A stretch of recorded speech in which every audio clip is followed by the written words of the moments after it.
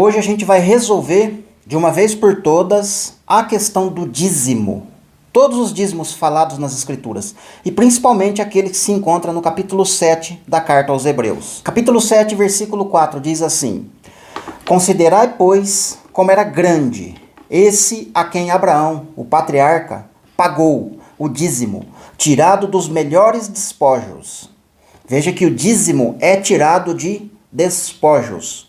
Não é tirado do meu trabalho, não é tirado da minha alimentação, não é tirado da minha lavoura, não é tirado de forma como pagamento físico. Refere-se a coisas espirituais. Abraão, o patriarca, pagou o dízimo, tirado dos melhores despojos. Verso 5. Ora, os que dentre os filhos de Levi recebem o sacerdócio têm mandamento de recolher, de acordo com a lei. Dentre os filhos de Israel, Deus colocou Levi como cabeça nessa área para recolher como mandamento. Mandamento de acordo com a lei. Não é de acordo com a graça. Não é de acordo com a nova aliança. Percebe a diferença? Os dízimos, vamos lá, vamos continuar aqui. De acordo com a lei. Os dízimos do povo, ou seja, dos seus irmãos, embora tenham estes descendido de Abraão, entretanto, aquele cuja genealogia não se inclui entre eles, recebeu dízimo. Então, Melquisedeque não tem a sua genealogia inclusa nos filhos de Israel. Melquisedeque não tem uma genealogia, ele não é citado como descendente, por exemplo, de Moisés, descendente de Levi, entende? Porque ele viveu antes dessa época. O mesmo aplica-se para Abraão. Então, o dízimo que está sendo imposto, obrigatório por Moisés, referente aos filhos de Israel, é de acordo com a lei, certo? Não tem nada a ver com graça, com o Novo Testamento, Nova Aliança. Até porque o mesmo escritor aqui vai falar que quando se muda o sacerdócio, muda também a lei. Se muda a lei, logo o dízimo tem que vir à tona, com o seu significado real. Vamos continuar a leitura. Entretanto, aquele cuja genealogia não se inclui entre eles, que recebeu dízimos de Abraão e abençoou aquele que tinha promessa. Melquisedeque recebeu o dízimo de Abraão e abençoou Abraão, que Abraão tinha promessas. Quais promessas que Abraão tinha? Uma delas, a maior dela, é o descendente, que é chamado de Jesus Cristo. Melquisedeque abençoou. E está lá em Gênesis 14. Bendito seja o Deus Altíssimo, que a terra e o céu pertencem a ele. Bendito seja Deus que abençoou Abraão, entregou os seus inimigos, seus adversários nas tuas mãos. O próprio Melquisedeque reconhece que Deus é maior e que Deus é bendito. Eu estou falando dessa forma porque existem estudiosos que dizem, um dos argumentos deles para não provar as escrituras referente a Melquisedeque é que ele não menciona Deus, que ele não é adorador de Deus, que ele é um adorador de Baal. Mas o Gênesis está provando. A fala de Melquisedeque, bendito seja o Deus Altíssimo. Isso não é adorar a Deus? Já cai por terra esse argumento, né? Vamos continuar lendo o versículo aqui. Entretanto, aquele que a genealogia não se inclui entre eles, recebeu o dízimo de Abraão e abençoou aquele que tinha promessa. Versículo 7. Evidentemente, é fora de qualquer dúvida que o inferior é abençoado pelo superior. Quem que é o inferior no momento? Abraão. Quem que é superior? Melquisedeque. Por quê? Vamos ver. Por que ele é superior? Vamos ler o versículo novamente para a gente entender, né? Para não ficar picado. Evidentemente, é fora de qualquer dúvida que o inferior é abençoado pelo superior. Aliás, o inferior é abençoado pelo superior. Quem que é o superior? É o Senhor Deus, que a abençoou. Bendito seja o Deus de Abraão, dono do céu e da terra, criador de tudo, que entregou seus adversários em suas mãos. Então Deus abençoa Abraão por intermédio de Melquisedeque. Ok. Aliás, aqui são homens mortais. Quem que são homens mortais? Abraão, Melquisedeque e as 12 tribos de Israel. São homens mortais. Ele não está dizendo que só o pessoal de Levi ou só Israel que é mortais. Abraão morreu. Melquisedeque morreu. Não fala como e quando, mas morreu. Não está vivo. Vamos lá. Aliás, aqui são homens mortais, os que recebem dízimos. Porém, ali, aquele de quem se testifica que vive. Ali aonde? Na pessoa de Melquisedeque recebeu dízimo. Ok, ele recebeu despojos. Só que a gente vai ler com todos os detalhes e com todas as letras, o contexto deste momento em que Abraão entregou o dízimo para Melquisedeque. Como eu venho falando nas gravações passadas, estava acontecendo várias guerras em várias escalas nesse contexto dos dois. Guerra física, guerra espiritual nos ares, e a guerra espiritual nos ares vai trazer um resultado na terra, ou uma representação na terra. Que no caso o dízimo representa pessoas, representa pedras preciosas. É coisa espiritual, por isso fala despojo. Assim como Cristo vai despojar os inimigos, que no caso é o mundo inteiro, ele vai despojar. E do mundo inteiro ele vai tirar pedras preciosas, pedras vivas, que somos nós. Isso é chamado de dízimo.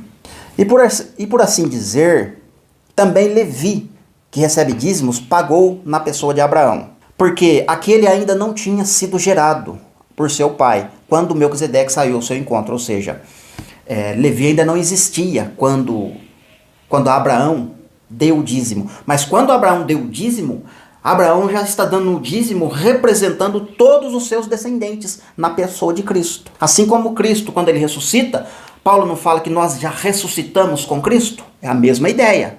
Já ressuscitastes com Cristo. Ou seja, Cristo já apresentou esse dízimo lá para Deus. Cristo pagou por nós. Ele pagou o preço. Então ele deu o dízimo. As pedras preciosas que são encontradas em nós, o nosso valor, Cristo o fez por nós. Já nos mostrou, já apresentou um corpo, como a própria carta aqui de Hebreus fala, né? Sacrifício não quiseste, morte de animais, nem holocaustos, mas um corpo me preparastes. Este corpo Jesus apresentou lá em cima, na Nova Jerusalém, quando ele chegou lá e foi coroado. Já foi coroado como rei e sacerdote. Só que precisa do tempo e dos acontecimentos, dos desfechos, inclusive das nossas obras. Porque, como a gente vem vindo lendo, sempre o número 6 vai estar se repetindo.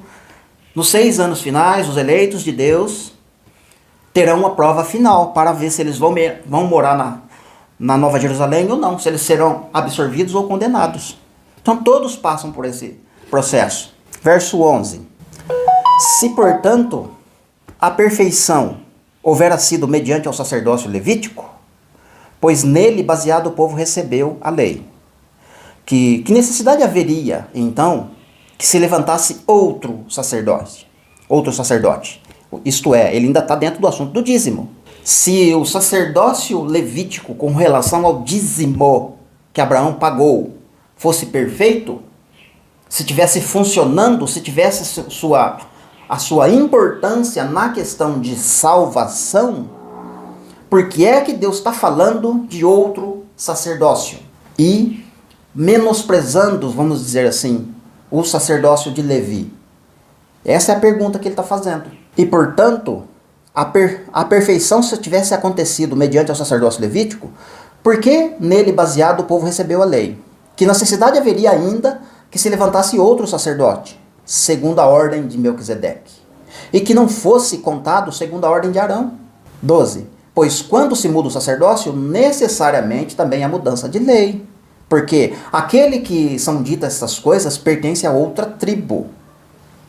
Ou seja, Moisés pertence a outra tribo na qual ninguém prestou serviço no altar. Ou seja, a tribo de Judá não cobra dízimo. Assim como a tribo de Esacar, a tribo de Efraim, a tribo de Zebulon, a de José, seja qual for, não cobra dízimo. Só apenas a tribo de Levi. Mas como ele está falando de outra, e essa outra também nunca recebeu dízimo, percebe que ele está dando, como é que se diz, muito cirúrgico, muito preciso, muito inciso e muito preciso no contexto. Levi, por um tempo, serviu. Entrega de dízimo literal. Só que o dízimo não começou com Levi, o dízimo começou antes. E quem pagou antes, já pagou pensando em Levi. Já resgatou, já pagou o preço de Levi. Levi só serve para um meio, uma ponte para ligar do tempo de Abraão, ou melhor, do tempo de Moisés, até a chegada do Cristo, ou do verdadeiro Melquisedeque, do verdadeiro sacerdócio perpétuo. que daria então cumprimento e a realidade desse dízimo. Mas Levi, você vê que parou ali. Eu sei que as pessoas vão colocar aqui nos comentários Malaquias 3, Mateus 23, 23, entre outros textos que falam do dízimo. Mas nenhum deles vão ter explicações como a carta dos Hebreus está falando aqui com a gente. Um capítulo inteiro para falar de dízimo. Você pode até distorcer um versículo. Um versículo você distorce, mas eu quero ver você distorcer o capítulo todo. Como ele está sendo preciso aqui nas colocações, nas palavras. Verso 15. E isto é ainda muito mais evidente quando a semelhança de Melquisedeque, quem que é a semelhança de Melquisedeque? É Cristo. Se levanta outro sacerdote, constituído não conforme a lei de mandamento carnal, mas segundo o poder da vida indissolúvel. Porquanto se testifica, tu és sacerdote para sempre, segundo a ordem de Melquisedeque. Ainda vou gravar a respeito desse pontinho aqui, dessa pequena frase, porque ela aparece lá nos profetas, ela aparece nos Salmos, né? Segundo a ordem de Melquisedeque. Mas quando é que Melquisedeque ordenou tal sacerdócio? Você não vai encontrar em outro lugar, a não ser lá no contexto do próprio Melquisedeque, referente a essas coisas que eu estou gravando esses dias. Lá está explicado. Como que originou esta ordem? Que ordem é essa? Não foi Deus que mandou, você está prestando atenção? Deus ordenou que Melquisedeque ordenasse que Jesus seria sacerdócio para sempre. Não está assim. Está dizendo que Melquisedeque ordenou. Tu és, mas quem que és? Quem que é essa pessoa que é sacerdote para sempre? Perpetuamente. Você vê que as escrituras, mas se diz que elas enfatizam esse termo, esse ponto. Mas como que originou essa frase? Como responder esta pergunta? Simplesmente lendo um versículo ou dois lá em Gênesis, a respeito de Melquisedeque? Bendito seja o Deus Altíssimo que entregou o seu adversário na tua mão, etc, não sei o que, não sei o que. E aí deu pão e vinho para Abraão e já deu a ordem. Tem que mergulhar, tem que cavar mais fundo. E vai ser em outro vídeo, não vai dar para falar nesse. 18. Portanto, por um lado, se revoga a anterior ordenança, por causa da sua fraqueza e inutilidade. No caso é a lei, né? Pois a lei nunca aperfeiçoou coisa alguma. Se por outro lado se introduz a esperança superior, pela qual nós chegamos a Deus. Aí entra pelo novo e vivo caminho que foi rasgado, nós temos acesso a Deus. Eu vou parar aqui a leitura no capítulo 7 da carta aos Hebreus, vou ler de novo em outro vídeo, tem mais coisas aqui para se falar, no mesmo contexto que a gente passou aqui. Agora eu vou abrir lá exatamente na história que Abraão está narrando, referente a Melquisedeque, que compete essa questão do dízimo. Vamos lá. Como na gravação passada, eu iniciei o vídeo falando deste momento, mas eu não li. Eu li um trechinho de um texto deste momento, do qual agora eu vou ler um contexto maior. Apenas para explicar a questão do dízimo. Vai ser falado outras coisas aqui que serão tratadas em outro vídeo. Por exemplo, a questão da tentação de Jesus. A gente vai ler com todas as letras. A tentação de Abraão. A gente vai ler daqui a pouco. A tentação que Abraão enfrentou, passou, venceu. Mas eu preciso fazer um vídeo à parte, que envolve outras questões, e o vídeo na questão do dízimo vai ficar muito grande. Vamos ler. De cima do monte, enquanto eu vibrava com a alegria dos cativos naquela manhã de liberdade, eu ouvi a voz do Eterno no meio da chama. Este livramento que hoje se concretiza representa o livramento que eu hei de operar nos últimos dias, salvando os remanescentes dos teus filhos do cerco de numerosas nações que se aliarão a Gog, com o propósito de destruí-los. Então agora a gente vai ler textos aqui que vão estar em Zacarias, Jeremias, Ezequiel, Isaías, entre outros profetas. Não é que a montagem deste livro aqui, que foi pegando apanhados de versículos dos profetas, não. Porque eles estão um pouco diferentes. Os profetas aqui pegaram com algumas frases aqui e incluíram na sua profecia referente ao Messias e profetizaram. Essa que é a realidade. Surgiu daqui muitas profecias, né, muitas frases que a gente já tem conhecimento nos profetas, que fala do tempo do fim, da grande tribulação, da vinda de Jesus. Mas muitos textos saíram deste contexto aqui, dessa fala do Senhor Deus para Abraão. Deus falando para Abraão. Textos que iriam surgir novamente no futuro, mais amplos, mais explicados. Por isso que eu disse na gravação passada que os textos aqui, falados aqui nessa história, eles acrescentam lá nos profetas. É porque daí você soma um com o outro, com certeza vai aumentar seu campo de visão, a forma de você enxergar ali o momento. Naquele dia em que triunfarem sobre o meu povo, a minha indignação será muito grande, e contenderei com ele por meio de peste, de sangue, de chuva inundante, de grandes pedras de saraiva. Fogo e enxofre farei cair sobre eles, sobre as suas tropas, sobre muitos povos que estiverem com ele. Assim eu me engrandecerei e vindicarei a minha santidade e me deixarei a conhecer aos olhos de muitas nações. E saberão que eu sou o Senhor. E sobre a casa de Davi e sobre os habitantes de Jerusalém derramarei o espírito de graça e de súplica. E olharão para mim, veja que é Deus falando, olharão para mim a quem transpassaram e planteá-lo-ão como quem planteia por um unigênito, e chorarão por ele, como quem chora amargamente pelo primogênito. Naquele dia haverá uma fonte aberta para a casa de Davi e para os habitantes de Jerusalém, e para remover o pecado das impurezas. Então você vê que ele misturou aqui Ezequiel e Zacarias, vários momentos, em que você lê lá em Zacarias, por exemplo, Zacarias 12, olharão para aquele a quem transpassaram. Zacarias está vendo numa perspectiva futura, no futuro dele. Deus está falando para Abraão, olharão para mim, a quem transpassaram com a lança. Ou seja, é o próprio Messias falando com Abraão. O Espírito de Cristo falando aos ouvidos de Abraão. Olharão para mim. Zacarias disse, olharão para aquele. Muda, você está vendo? As frases, elas têm um significado para o momento. Ou para você fazer aquela associação. Aí ele está falando numa perspectiva futura. Ambos estão falando do futuro. Só que Zacarias está apontando aquele. Esse aqui não, eu fui transpassado, eu vou ser transpassado. Eles vão olhar para mim. Diferente, percebe? Assim como o contexto de Davi, que aqui fala-se pouco de Davi, mas nos profetas isso vai ser ampliado. Que Davi é uma figura que vai representar Cristo.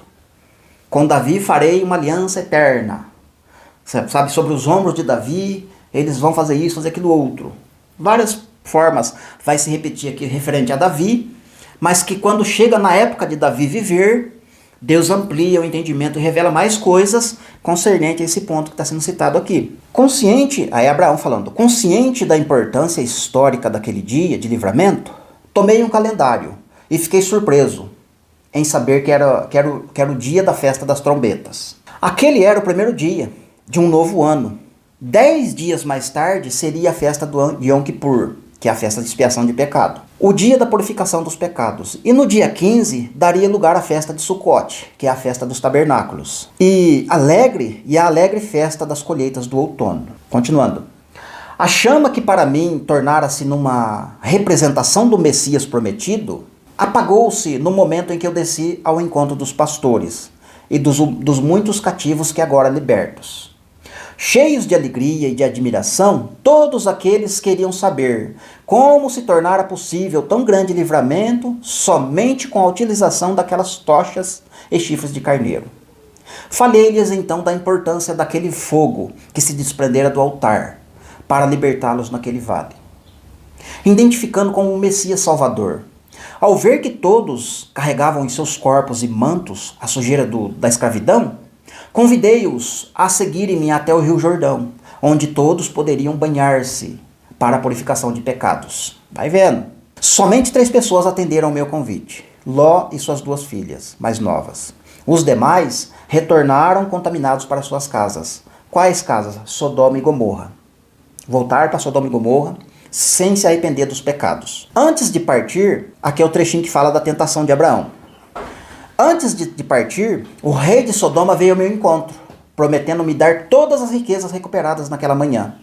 Eu recusei sua oferta, para que jamais alguém possa dizer que eu me enriqueci à custa daquele saque. Outro momento a gente detalha melhor. Permanecemos acampados às margens do Rio Jordão, nas proximidades de Jericó, por 12 dias. Naqueles dias de refrigério, todos ficaram livres das impurezas. Todos quem? Aí no caso, os cativos que voltaram para Sodoma e Gomorra voltaram no mesmo dia do qual Abraão pregou para eles.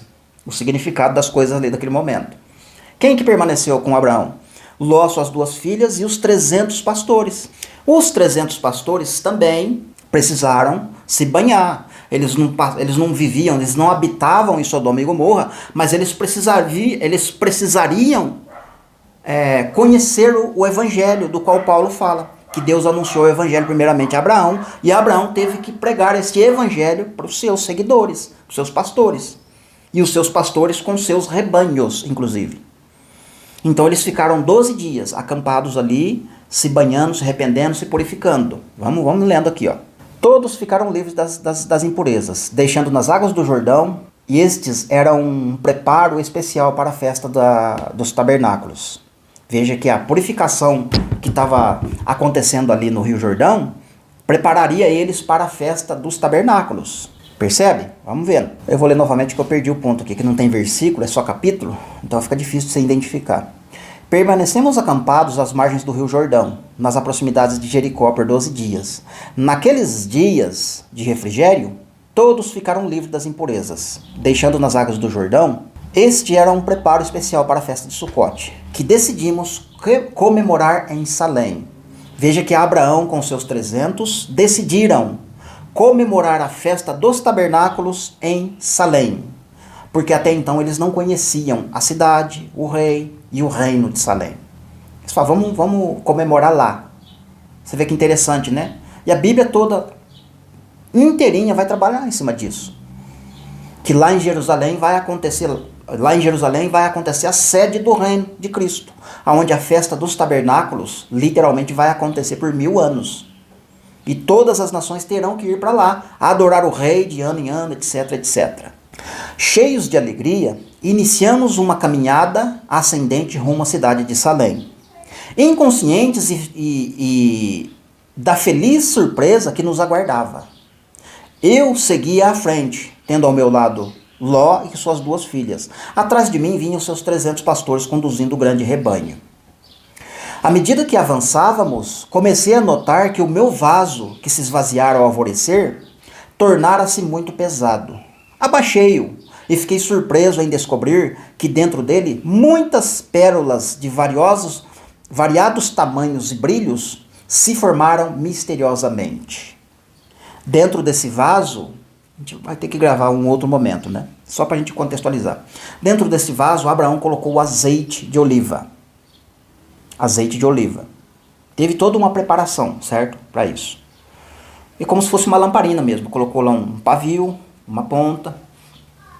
Em determinado momento, ele com os vasos já nas costas, preparado para partir, para resgatar Ló, num grande sacrifício, que em outro momento a gente vai falar desse grande sacrifício que Abraão fez. Uma pequena fagulha do grande fogo do sacrifício saltou e veio parar na lamparina, nas costas de Abraão. E aquela lamparina guiou ele até a vitória, do qual a gente começou lendo aqui. Acontece que quando terminou o dia, todas aquelas questões que ele tá narrando aqui, o azeite misteriosamente se transformou em pedras. Veja só que o azeite, que faz a unção, que é uma representação do Espírito Santo também, transformou o azeite em pedras, de variados tamanhos e de variados brilhos, ou valores. E depois a Bíblia vai trabalhar em cima de pedras, né? Você vai ver que tem muitos assuntos para falar de pedra. Inclusive pedras preciosas que estão esculpidas nas paredes, nas muralhas da Nova Jerusalém, que é uma representação nossa lá. É um memorial, né? Vamos lá. Ao avistarmos de longe a alva cidade, começamos a ouvir os sons de uma grande festa. Acordes harmoniosos repercutiam pelos montes, enquanto avançávamos pelo caminho. Minha curiosidade em conhecer aquela cidade e o seu jovem rei era imensa, pois da boca de muitos já ouvira falar da sua grandeza e fama. Tratava-se de um reino diferente de todos os demais, onde os súditos eram treinados não no manejo de arcos e flechas, mas no domínio de instrumentos musicais. Melquisedeque, seu jovem rei, regia a todos com um cetro muito especial, um alaúde, pelo qual pagara um alto preço, do qual a gente falou no vídeo passado. Percebe que na fundação desse reino, os súditos, as pessoas que quisessem habitar neste reino, eles teriam que ser treinados na utilização de instrumentos musicais. Instrumento de ferramenta de trabalho, de violência, não. Apenas instrumentos musicais voluntários. Então, é através dos instrumentos musicais é que o rei, né, o pai de Melquisedeque, avaliava as pessoas que praticavam o toque, o manejar de instrumentos. E à medida que ele ouvia, ele sabia o que a pessoa estava expressando em seu coração. Porque o que a boca fala é o que está cheio o coração. Não é assim que as escrituras ensinam? Exatamente. Então, as pessoas tiravam de dentro do teu coração os melhores louvores. Por isso que no mundo tudo é feito com música. Você vê que a música ela entra nos nossos ouvidos, na mente, no coração. Se você não tiver um filtro, se não tiver como tomar cuidado, você pode facilmente ser conduzido por uma música. Quando você entra num ambiente, se é uma festa ativa, uma festa astral para cima, você entra já com vontade, sabe, de se mexer, de fazer alguma coisa, porque a música tem esse poder. E quem que está por trás da música? No contexto aqui da história era Samael, que era o regente, né? Samael era um cara espetacular na área da música, que é uma representação de Lúcifer, que lá na eternidade passada também tocava instrumentos. E através dos instrumentos musicais, os acordes que Lúcifer tirava do seu interior, surpreendeu o Senhor Deus a ponto de Deus colocar ele como quase que um braço direito do lado do Messias. Tão grande era esse Lúcifer na área musical. Então ele conhece de ponta a ponta como trabalhar no coração do homem, assim como o Senhor Deus, é claro. Mas Deus sabe muito mais do que Lúcifer, né? Então percebe que a questão de instrumentos fala do tempo do fim, porque Deus vai destruir o mundo com um toque de trombetas, com música. E não é à toa que os 144 mil tangem harpas, contendo ramos de palmeira em suas mãos. Você vê que faz ligação, né? Quando se tem entendimento que os 144 mil é a igreja. Tem esse porém. Vamos continuando. Enquanto crescia em mim a alegria por estar se aproximando da cidade do grande rei, vimos uma multidão vestida de linho fino, puro e resplandecente, saindo ao nosso encontro. Todos tangiam instrumentos musicais, enquanto cantavam um hino de vitória. À frente da multidão vinha um jovem rei, com um alaúde, trazendo na fronte uma coroa repleta de pedras preciosas, que brilhavam sobre a claridade do sol poente. E eu tive a certeza que ele era aquele tão aclamado rei de Salém. Ao nos encontrarmos, ficamos surpresos com a saudação que ele nos fizera. Inclinando-se diante de mim, Melquisedeque afirmou: Bendito és tu, Abraão, servo do Deus Altíssimo, que possui os céus e a terra. Bendito seja o Deus Altíssimo que entregou os teus adversários em suas mãos. Aqui nessa altura do campeonato, Melquisedeque já teve aquela experiência com o Senhor Deus, que eu falei na gravação passada, e que, mas se diz, Melquisedeque estava muito eufórico e com certeza querendo conhecer Abraão, assim como Abraão muito eufórico, querendo saber quem era o jovem rei, que tratava-se de dois gigantes na terra, Abraão e Melquisedeque, que tinham seus liderados. Melquisedeque tinha os seus súditos, ok? Que são fiéis, né? Assim como Cristo, antes de acontecer todas essas coisas, lá na eternidade passada, os súditos fiéis da Nova Jerusalém eram os anjos eleitos, que tiveram que provar sua lealdade ao Senhor Deus, no momento em que Satanás chavecava a terça parte dos anjos, querendo conquistar a Nova Jerusalém. Entende? Abraão tem os seus fiéis, seus pastores, com seus rebanhos.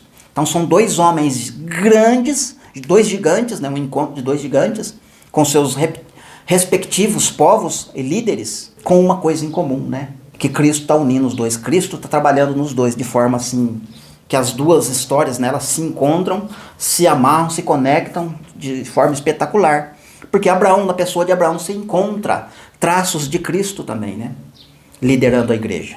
Vamos lá. Surpresos pela respectiva recepção, fomos introduzidos à cidade, onde a beleza das mansões e os jardins nos causou muita admiração. Tudo ali era puro e cheio de paz. Fomos recebidos no Palácio Real, edificado sobre o Monte Sião. Ali, uma nova surpresa nos aguardava. Fomos recebidos no Palácio Real. A grande sala do trono estava toda adornada com representações da nossa vitória sobre os nossos inimigos. Havia no meio da sala uma mesa muito comprida, coberta por toalhas de linho fino, adornadas com fios de ouro e pedras preciosas. E sobre a mesa havia 304 coroas, cada uma trazendo a inscrição do nome de um vencedor. Num gesto que novamente nos surpreendeu, Melquisedeque, tomando as coroas, começou a colocá-las na cabeça de cada um de nós, começando por Ló e suas filhas. Estávamos todos admirados pelo fato de que o rei de Salém conhecia-nos individualmente, por ter ele preparado aquelas coroas muito antes de nós sermos vencedores. Isso é profundo demais, né? Você vê que Cristo já preparou todas essas coisas para nós. Nossa coroa já está lá, né? A gente tem que batalhar, pelejar para ninguém tomar a nossa coroa, porque a nossa coroa já está lá com o nosso nome, com as pedras, inclusive com todas as vitórias. Quando a gente chega lá, a gente vai olhar para aquilo e vai olhar, poxa vida, o histórico da minha vida, o histórico do meu progresso está aqui. Então vai ser uma surpresa linda e maravilhosa, assim como Paulo fala, né? Que tamanha glória há de ser revelada em nós naquele dia.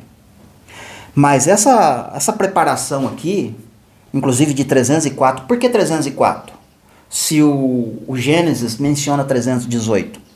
318 é porque, em outro momento a gente vai ler também, os aliados de Abraão, Aner, Escol e Manre, são 3 reis, 3 amigos de Abraão, que foram junto com Abraão no resgate de Ló.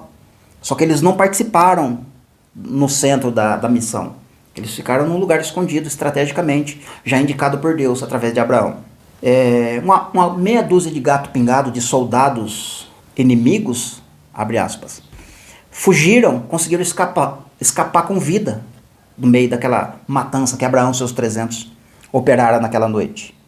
Só que esses 3 amigos de Abraão, Escol, Aner e Manre, tinha 15 homens armados à espera já em determinado lugar, para que quando eles fugissem, esses 18 homens derrotaria estes.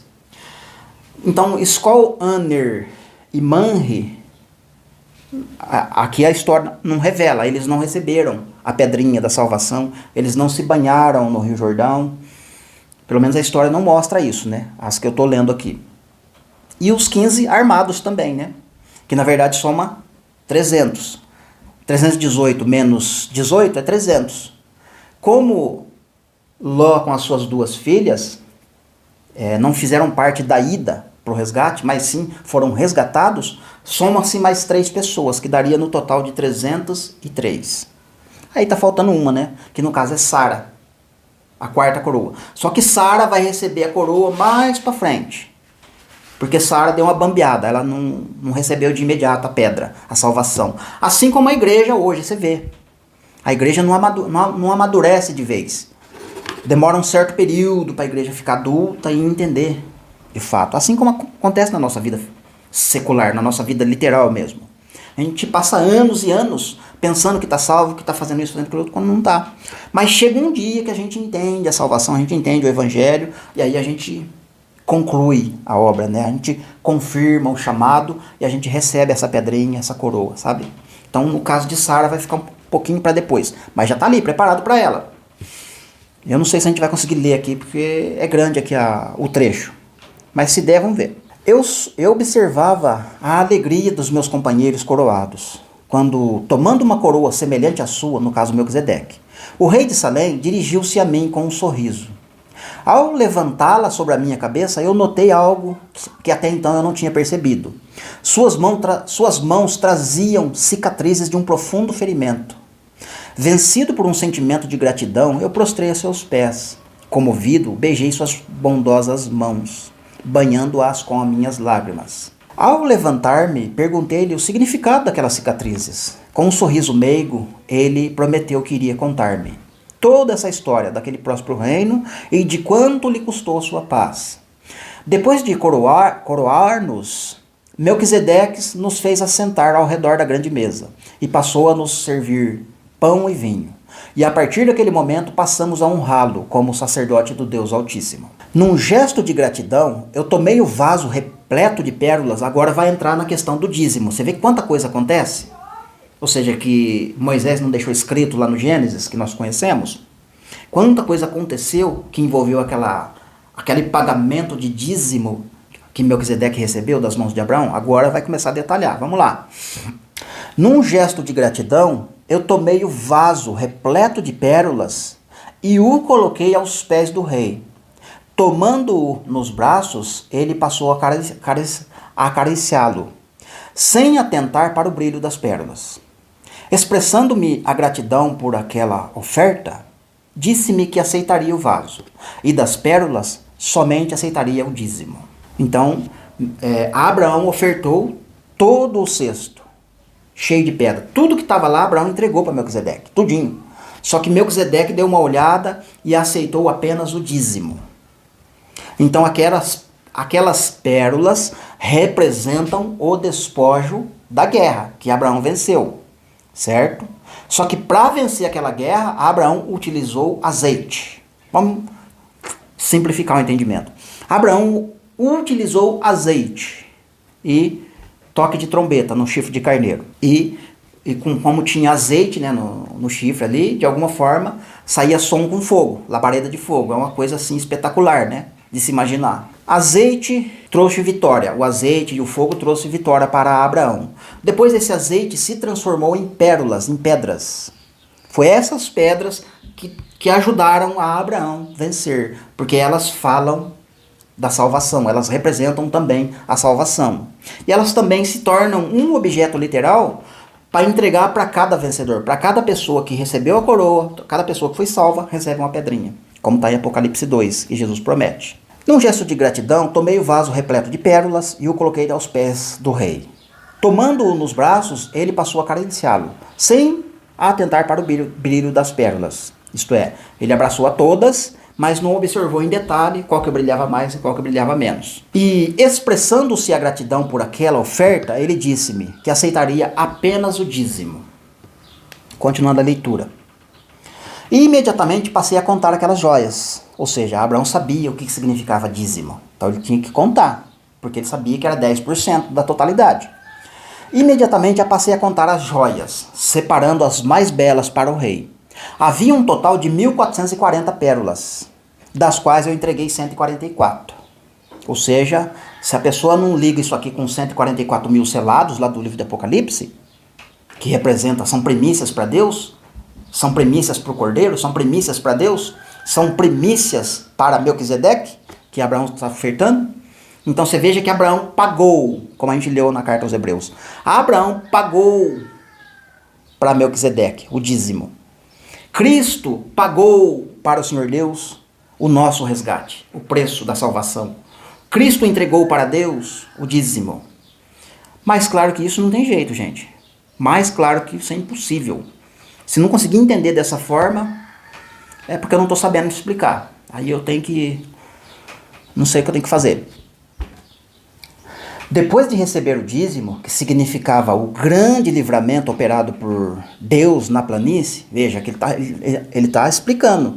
Depois que Melquisedeque recebeu o dízimo, que representa o grande livramento que aconteceu na planície, aconteceu literal com Abraão e equipe, os 318, mas vai acontecer lá no Vale de Josafá, ou lá no Monte Carmelo, certo? Lá no Armagedon.